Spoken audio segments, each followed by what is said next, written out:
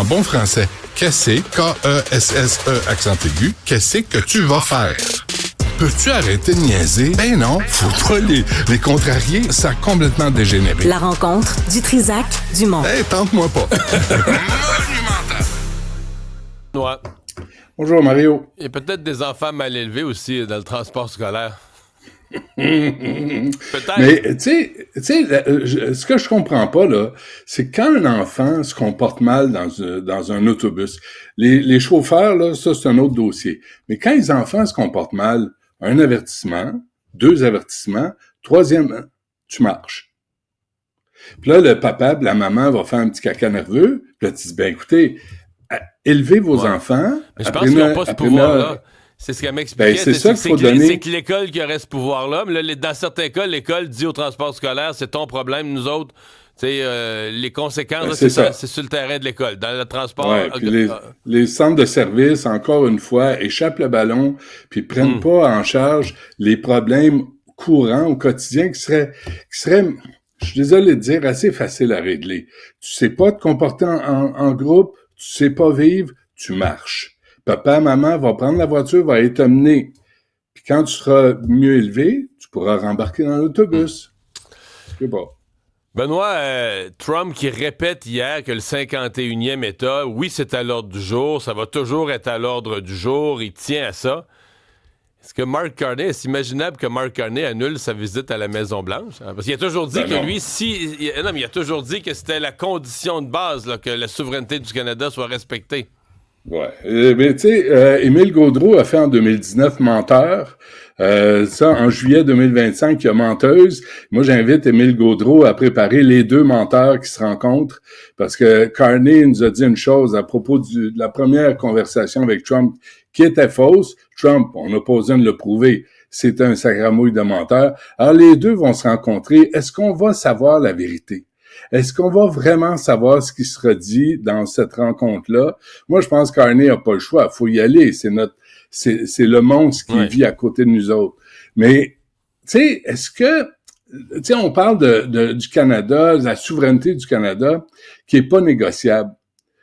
Face aux États-Unis, pas pour la Grande-Bretagne. T'as Fripouille Ier qui va nous faire la lecture du trône, là, comme si on était son valet encore. Je veux dire, moi, à être le valet de quelqu'un, je préfère être celui des États-Unis que celui de la Grande-Bretagne. Je dis ça, je dis rien, là, tu sais, à choisir. Mais quand le président américain se prend pour le pape, comme on peut voir ici... Dans ces images publiées par lui-même, là, c'est pas une blague. Vous l'avez vu? Ouais, non, c'est sérieux. Mais moi, je l'ai vu en fin de semaine, à première vue, je pensais que c'était une blague que quelqu'un avait faite, mais là, je me suis rendu compte que ça a été publié par lui-même, par Truth Social, sur son... Le courageux, le poignet de fesses, le poignet de foufoune qui se donne comme en image de pape. Mais là, il faut que Mark Carney réplique. Moi, je pense que Mark Carney devrait y aller de cette façon-ci, si on a l'image. Je pense que Mark Carney devrait débarquer en ayatollah pour dire, voici, si vous voulez jouer la carte de la religion, là, allez-y pour le vrai. Lui, il fait peur. Lui, il me stresse. En tout cas, c'est une idée que je lance de même, là. Moi, je suis là pour pas de être. suggestion. Mais ça va être à surveiller demain, cette rencontre-là. Je vais te dire une affaire. Le quoi et le comment. On va-tu avoir la vérité là-dessus? On va-tu vraiment savoir ce qui s'est dit? Ils vont-tu faire un point de presse conjoint, affronter les journalistes conjointement? Est-ce que Carney va vouloir vivre ça? En tout cas, c'est un banquier, puis Trump respecte les banquiers. Il a tellement fait de faillite dans sa vie, il n'a pas le choix d'en faire des amis. Veux-tu qu'on parle de Santé Québec? Parce que aujourd'hui, j'avais prévu faire ça, mais là, il y a une nouvelle dans le Journal de Montréal qui met encore plus d'importance à cette nouvelle-là. Parce que le conseil d'administration, ça a été en catimini vendredi. Le conseil d'administration Santé Québec annonce la nomination, Mario, de 5 présidente directrice générale adjointe. 5. Ils annoncent ça, puis là, ils mettent sur le communiqué de presse des images et une bref biographie de chaque nominé, toutes des femmes en passant. Et là, tu dis, OK, là, eux autres, 5 nouvelles présidentes directrices générales adjointes à Santé Québec. Je ne sais pas c'est quoi le salaire. Entre 100 puis 300 000, je ne sais pas. Pendant ce temps, aujourd'hui, on apprend que à Laval, il y a 2 infirmières, le texte du Journal de Montréal aujourd'hui, 2 infirmières chevronnées de Laval qui travaillaient dans un rôle unique, qui dépannaient sur les unités de nuit, sont abolies. Il y a eu 50 infirmières, 50 postes d'infirmières coupés à Cité de la Santé il y a un mois. Là, on en coupe 5 autres, et parmi ça, tu as 2 femmes qui venaient à la rescousse, que ce soit des accouchements, que ce soit... Écoute, elles étaient des infirmières redoutables qui peuvent postuler ailleurs. J'imagine qu'elles perdent leur ancienneté, mais là, on engage la Santé Québec. C'est le principe même de Santé Québec. Ils perdent pas leurs anciennetés, là, c'est le même employeur. Ils perdent pas leur ancienneté, ça c'est sûr. C'est le principe de Santé Québec, l'employeur unique. On va voir ce qui arrive, parce qu'en éducation, si tu as une prof qui change de centre de service, elle perd son ancienneté. Oui, mais c'est pour ça Santé Québec. C'était pour que les gens soient plus faciles à déplacer au besoin, parce que tu as l'employeur unique. C'est ça, là. Ces infirmières-là se déplaçaient d'unité en unité. Ce qu'on revendiquait, ce que le gouvernement demandait, là, tu l'avais. T'en as 2 qui venaient aider. J'ai lu leur affaire, je serais curieux d'avoir l'autre... Quand je vois des gens qui disent que l'employeur est complètement sauté, puis ça se peut là, que ce soit une mauvaise décision, mais je serais curieux d'entendre la version de la Cité de la Santé. Attends, Mario. Pourquoi ils font ça? Il y a une raison, là. Je vais te donner la version, là. T'as du monde assis sur leur cul dans un bureau, là, on engage. T'as du monde qui travaille sur le terrain, qui soigne les gens, on coupe leur poste. Quel genre de justification tu t'attends? Moi, je comprends pas, là.